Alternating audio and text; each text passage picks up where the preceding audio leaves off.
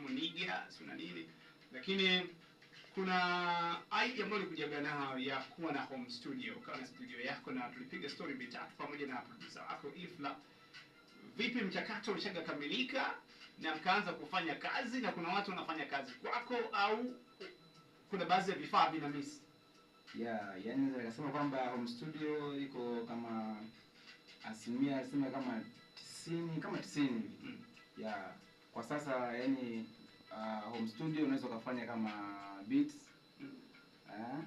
unaweza kufanya kama mixing na vitu vingine vyote, lakini bado kwenye upande wa kurekodi pale bado mambo hayajakaa sawa. Lakini nadhani huu mwaka kama nilivyosema, huu mwaka nimekuja kivingine na studio makubwa sana. Huu mwaka utakuwa mkubwa, takamilisha kila kitu kabisa na wanaui pale wakaenjoy. Naona hapa kuna wanangu wengi sana pale, kuna Maniside wale wafike pale, kina Mbukorofi watafika pale.